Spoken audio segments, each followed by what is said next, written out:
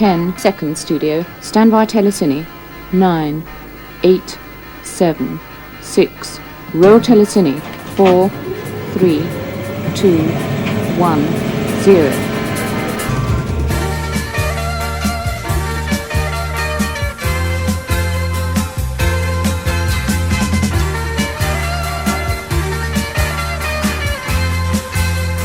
Retro TV Show. Hello there, I'm Andy Henley and welcome to the first of a brand new series called the Retro TV Show. I'm here over the course of the next few weeks to tell you all about DVDs and Blu-rays which you can buy. My recommendations from places like charity shops, CEX, auction sites like eBay and even Amazon as well. Now, yes, I'm fully aware of streaming services, and yes, I have got streaming services, but I choose to watch a lot of my classic stuff on either Blu-ray or DVD. And there are reasons for that, because streaming services tend to stream things for a while and then things disappear. And before you know it, you could be midway through a series and it's gone. Secondly, streaming services do tend to chop quite a lot of content from shows. And thirdly, streaming services and also TV channels tend to censor what it is we watch. And I'm saying that, for example, there was an episode of To Death Us Do Part Elf Garnet comedy a few weeks ago I was watching late one night, and it was being bleeped all over the place. And I don't mind bleeping, not a problem at all, in the right context. But at midnight, really, does it need to be bleeped at that point? Do I need to be censored at midnight? And I completely get that we're in 2024 and we're in the age of political correctness, and things have moved on slightly for the better from years ago, and that obviously reflects on some of the TV shows which were around years ago. So if I'm going to watch something and it is of a questionable nature, then I'm going to get the hard copy on Blu-ray and DVD, where chances are it probably hasn't been cut and it probably hasn't been censored. And I've done that with one of the DVDs I'm going to be reviewing today, and probably not the best decision I've bought in buying it, and I'll explain why I've bought it in a little while's time. But before that, let's run through some other DVDs. And I just need to tell you about the website ogitspodcast.com. That's where we hang out, and why not? If you like this DVD, if you like this review, then please say yes. Put a tick, put your thumbs up, and why not contact us? And if there's something you'd like to share with us, or if you've got a comment about some of the things I'm reviewing today, or if there's something you think we should review, or you'd like to come and review something yourself, then please let me know via our website, ogitspodcast.com, and we may well be adding you on to a future programme of the Retro TV Show. So that's what it's all about, TV from a bygone era, and in particular the versions of those TV shows which you can now buy on either Blu-ray or DVD. Now, I'm going to start with something which I never knew existed, and I'm well aware of the TV show Man in a Suitcase, which is the Richard Bradford espionage spy show from the mid to late 1960s, that really catchy theme tune, which Chris Evans also used on TFI Friday. But what they've done is they've actually migrated 2 episodes together, and you can now buy on, and I think it's been around for a while, but you can now buy on Blu-ray. This is called To Chase a Million, 96 minutes, all in high definition. It stars Richard Bradford. You've got all the incidental music. It's basically 2 episodes of Man in a Suitcase, and they've merged them into one, turned it into a longer story, 96 minutes, and it really is worth watching. It's on high definition Blu-ray, and it looks absolutely outstanding. Now, this is not the first TV show to do this.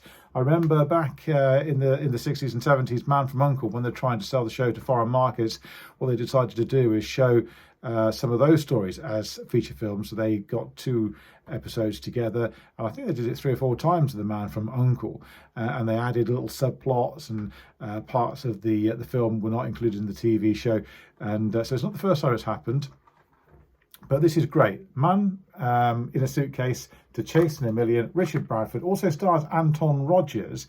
And that's not going to be the first time we've heard from Anton Rogers, actually, because we've got another Anton Rogers DVD coming up a little bit later on. So that's the first one. Do recommend that. I do love those ITC cult dramas, adventures, espionage, spy, detective series from back in the day. Man in a Suitcase, definitely up there with one of my favourites. Now, the next DVD I'm going to show you is a Blu-ray called Robbery. And the story behind this, a few weeks ago, I was up late on a Friday night. I had the TV on and I was going through some of the channels. And this film started at 1 o'clock. And I was going through the channels about 10 past 1.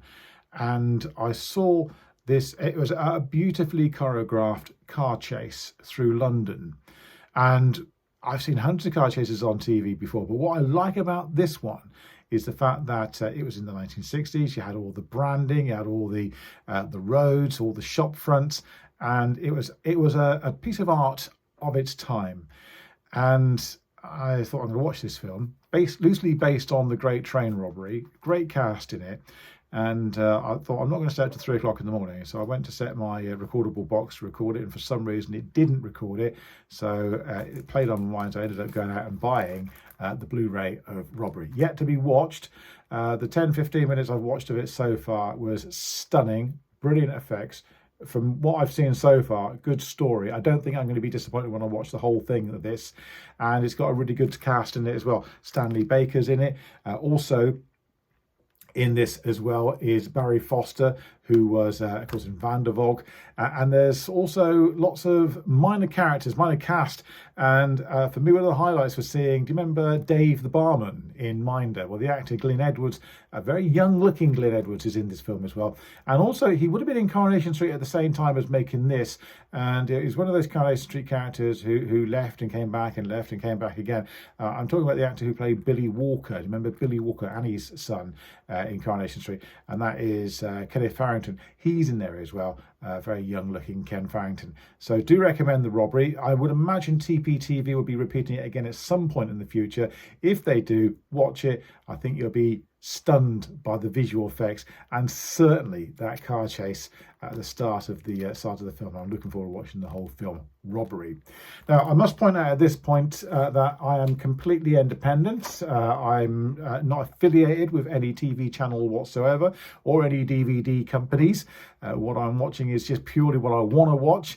Yes, there's stacks of stuff which is worth watching on TV now, and I do as well. But I do like to go back, and there's so much in the past which I've watched and I like to re-watch, and stuff which was on years ago which I've only ever heard about, which you can now pick up on DVD and Blu-ray, and this stuff I'm watching for the very first time. So it's a bit of a mixture of a memory trip down that memory lane, maybe watching things through rose-tinted specs, and also viewing things from years ago for the first time, which I've never seen before. Now, this one is a little treasure. When I first saw this, I thought, I've got to buy this. I discovered this program whilst I was probably in my first or second year at secondary school, and it was in a social class. And I'm trying to think, actually, it would have been either 21 or 28, but it was 21 or 28 up, which I saw for the first time. And I was fascinated. I'd never even heard of the show before then. And subsequently, I've gone back and I've seen all the other ones, 7 Up. And it was a program which originally was produced by Granada for World in Action back in 1964. And it was produced, directed, and narrated by the late Michael Apted.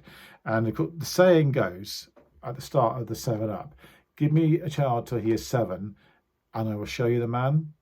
And that's pretty much what they do with this series of Up. Every single Up episode is on here, from 7 Up right the way through to the 2019 63 Up. Now, unfortunately, the producer and the director are no longer with us now. Personally speaking, I would love there to be a 70 Up, and if they do, it'll be on in about 2026. So I haven't got too long to wait. But it would be nice to see 7 to 70. And just to wind the show down at that point. I don't think it needs to go on anything after that. And I know in this world of social media, it's probably easier now to actually kind of find out what the cast, subjects, whatever you want to call them, subjects of this program are up to in 2024. Whereas before you had to wait the 7 years to see what they were up to. And to me, watching this program as a kid growing into an adult, growing into a man, to me, it always felt like a bit of a school reunion when I saw these programs through each subsequent 7 years, just to see what the subjects of this documentary, fascinating documentary, are up to, whichever one you watched.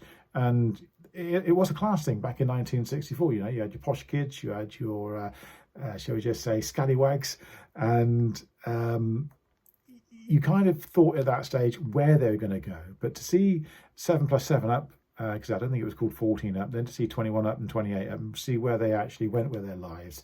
There are some surprises in there, maybe one or two obvious things as well. They're not contracted to be on each show, so you know they're perfectly free to walk away from the program, and some have, and some have come back again. Some of them are no longer with us. Some of them have got, well, all of them have got fascinating stories to tell. There's the down and out who was into politics and his life completely changed. That was fascinating. There was the jockey who became a taxi driver.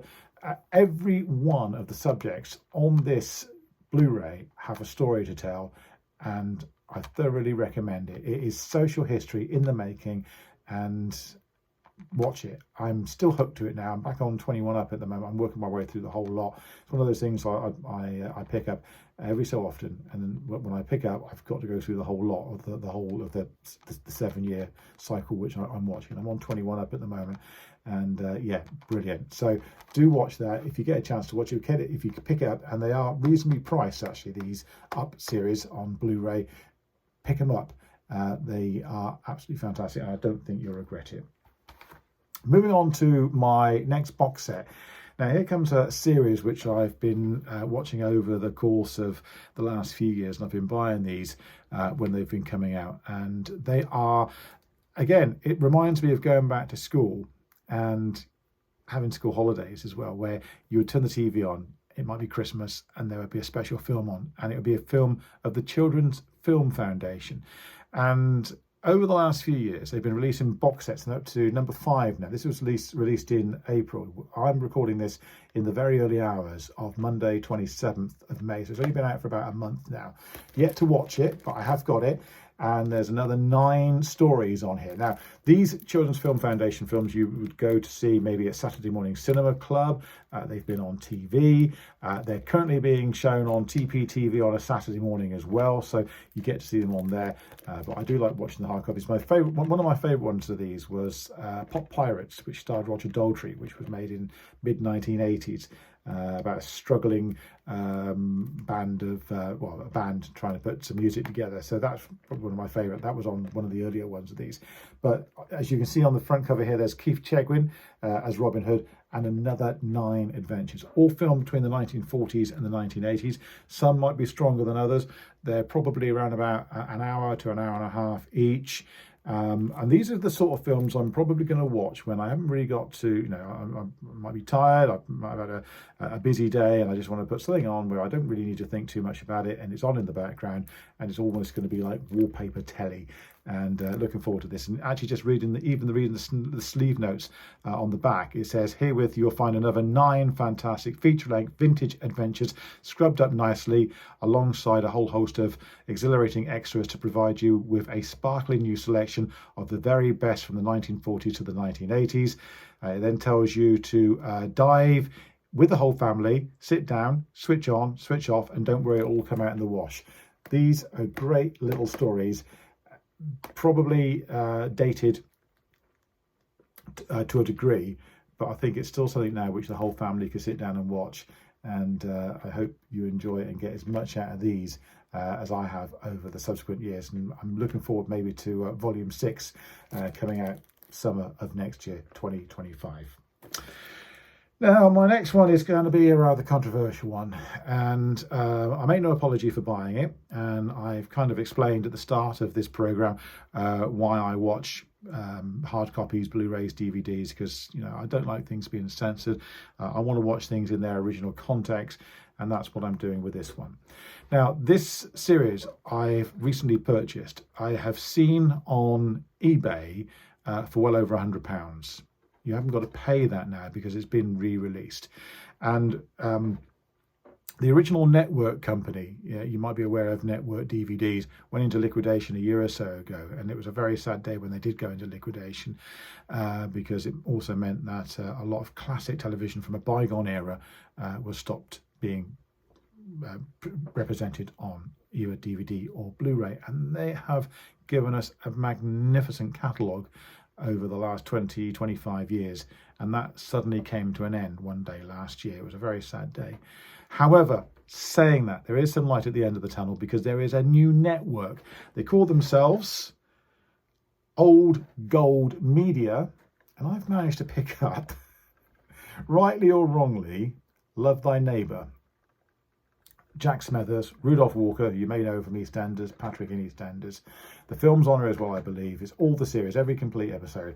And what I do with these DVDs, when I buy a complete box set of the whole lot, you know, every single show of every single series, I don't watch one after another, after another, after another. What I tend to do is watch several episodes, 2 or 3 episodes, put it back on the shelf, not pick it out again for another 6 months, and then I'll work my way through them again. I've made the mistake before of buying a box set and watching every single episode, one after another, after another, after another, and I have lost the will to live. And I don't want to do that with things which I was growing up with. Now, admittedly, Love Thy Neighbour is not my favourite comedy. My favourite type of comedy is slapstick. And I will quite happily sit down and watch Laurel and Hardy from 100 years ago and still laugh in 2024, because it is just as funny as it was in 1924. And that's the same with programs like Dad's Army, Only Fools and Horses, Last of the Summer Wine. I love that sort of slapstick stuff. There were some comedies I never got as a kid. You know, I couldn't get my head around Terry and June. Hated it as a kid growing up. Keeping Up Appearances, not a fan of it growing up. However, saying that, I'm now watching programs like To the Manor Born, Open All Hours, Terry and June, all over again as a older viewer, and I'm finding them entertaining, strangely entertaining. Some are weaker than others, some are stronger than others, some aren't very good at all, but they are entertaining. And I don't know whether I've grown into the comedy or whether I just want a slower pace of life now. I've really no idea. But I'm watching those comedies at the age I am now, what my parents were when they were watching them for the first time. I remember watching programs like that when Mum and Dad were rolling around laughing, and I was there thinking, what on earth are you laughing at? Now I absolutely get it. And you know, when Hyacinth's Bouquet picks up the phone and says, you know, the Bouquet residence, and corrects being called Bucket, or there's a pizza delivery, I'm laughing my head off. And the same with the array of characters who come through Arkwright's door in Open All Hours. You know, to me, as a kid growing up, the till used to make me laugh when it used to open and close, but the rest of it, I just didn't get. Now I do, and I'm thoroughly enjoying them. Now, I'm not going to say that's going to be the case with Love Thy Neighbour, probably not, but you know, it's one of those, it is, I don't want to call it heritage, but it is part of our social history, watching these comedies. Rightly or wrongly, they're in the domain. And if they're in the domain and I want to watch them, I'm going to watch them without being censored, and I'm going to watch them without the shows being bleeped out. And I know recently That's TV have been showing shows like Elf Garnet late at night, and they've been bleeping things out, and I completely get it. I understand we're in a completely different time now to where we were when those shows were originally broadcast. Questionable material, and I understand why TV shows and TV stations and streaming services would not want to show the shows in their original context. But if I can get the original content on a Blu-ray or a DVD, then I will watch it. Probably not the best purchase I've ever made. Certainly nowhere near £100 is what they've been flying out of on eBay recently. I got this for $39.99. And it's one of those shows where I watched it in the 70s. Again, it's one of those things. I watched it in the 70s. I didn't get it. I thought it was crap then. It's not brilliant. And I will be the first to say it's not brilliant. It's watchable. I've seen a couple of these. Don't know whether I'm going to make my way through the whole lot. I have no idea. But I will certainly watch a few and reserve judgment on that. Just a few other things to talk about, and that's a few cheap DVDs I've managed to pick up. One is The Day of the Triffids. I remember watching this back in the 1980s, 81 I think it was, when it was first on TV, and I was terrified at those man-eating, flesh-eating plants. Then I watched it again on on either the Sci-Fi Channel or the Gold Channel several years later, and I thought, what am I doing watching this rubbish? Picked this up for £1, and I thought, you know what, for £1 I'm going to watch it again, and I might enjoy it. The story is very good. I think the production techniques at the time were, you know, you could only play with the toys you had. If it was remade, and it may well have been remade for a recent production, but you know, I quite like watching sort of retro stuff, and this is certainly up there. So yes, I will watch it again. Hopefully, I'm going to enjoy it. I will get something out of it. I don't quite know what. Even if it just becomes a toaster for my coffee cup, there will be a purpose for watching this DVD. It's written by John Wyndham, who was responsible for things like the Midwich Cuckoos, which later became Village and Children of the Damned. So yeah, looking forward to watching this, and I will let you know my thoughts on that. My final one, I mentioned Anton Rogers just now, and that he was in the first show I reviewed just now, the Man in a Suitcase film. He's also starring in this, which is something I've never heard of before. It's called Zodiac. It's a crime drama based on the supernatural. Now, I'm a big fan of crime dramas. I've been watching quite a few recently. Juliet Bravo's, I've been watching Van der Valk, and also Dixon and Dockery, which is very twee. And I don't quite know what to expect in this. I've been told not to expect a lot. This is the complete series, which is actually just 6 episodes. And I've been told it's actually studio based more so than being outside. It's a bit of a slow starter, but I've been told that some stories are better than others. So I will try and work my way through at least 2 or 3 of these if I can, and I will try and stomach the whole 6. Whether I do it in one go or whether I do it through a period of time is anybody's guess. But that will be something which I will try and work my way through. So I do like a good whodunit, a good detective drama. Somebody's idea of good may not be the same as somebody else's idea of good. So with comedy, isn't it? My idea of comedy is probably different than my partner's taste in comedy. Her taste is probably different than her best mate's. So I'm looking forward to watching all of those, and just a few things to tell you about which are on TV over the course of the next few weeks. And like I said, I'm not a part of any TV company. I'm not affiliated with anybody. These are just pure recommendations. Batman starts again on Talking Pictures TV. For the first time, it's being shown on TV now for, I can't remember the last time I saw Batman on TV, probably early 2000s. And they're showing it right from the very start on Talking Pictures TV. Starts on the 1st of June with the first ever episode, Hey Diddle Diddle. And of course, it's those 2-parters, which are going to be really good. To me, my favourite series of Batman was season 3, where they stopped doing the 2-parters and it was all self-contained episodes. To me, I quite like those stories because they were just silly. Also, I mean, all Batman is silly, I think, to be honest, or certainly from the 60s. You watch it as a completely different viewer, as a kid growing up, where you took it all seriously. How are they going to get out of this? And then you watch it as a grown-up again, and you know, it just makes me laugh. You know, certainly that, you know, when Robin passed his driving test. It was just a great moment, and watching them climb up the walls and stuff like that.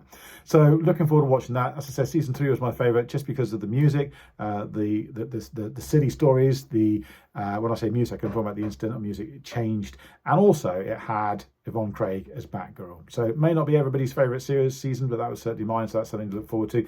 And also on Rewind TV, which is a brand new channel, started on the 23rd, so it hasn't been on air for a week yet. They're showing comedies like The Cuckoo Waltz, and they mix that in with like word and action documentaries. It's a strange channel. Dick Van Dyke's on there as well, the Mrs. Merton show.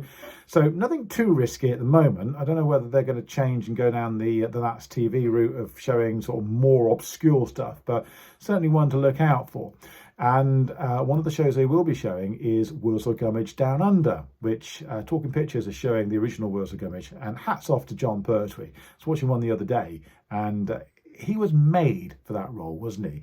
I was watching the one with him and the 2 Aunt Sallys, one played by Una Stubbs, the other one by Connie Booth. And it was just so slapstick. It was brilliant, and loved it. Hats off to Mackenzie Crook for his version of Wurzel Gummidge, but to me, the original and best Wurzel Gummidge will always be the John Pertwee one. But looking forward to watching Wurzel Gummidge Down Under. I've not got Sky, so I can't watch it. There is talk of Rewind TV going on Freeview at some point in the near future, possibly sharing it with another channel. I know Wheels of Garbage and Wheels of Garbage Down Under are on DVD and Blu-ray, but if you have got Rewind, then if you're a fan of Wurzel, then try and get Wheels of Garbage Down Under. It hasn't been shown a great deal on TV. They did a few of those shows back in the day. Remember Black Beauty? They did a Black Beauty Down Under as well, when it's co-produced by either an Australian or a New Zealand broadcaster. So that's something worth watching. If you've got something you'd like to say, if there's a TV show you think we should be reviewing, if you've got some comments about some of the shows I've reviewed on here, then please contact the show via our website, ogitspodcast.com. I'll be back very soon with more shows to review, and I look forward to catching up with you then. This is final thing I'm going to say. This is not me talking at you or to you. This is me talking with you. So please talk back and please give us your thoughts on what we're talking about, and maybe give us new thoughts so we can talk about those on a future edition. If you like what you see, put your thumbs up, please. And we look forward to catching up with you soon. Take care. Bye.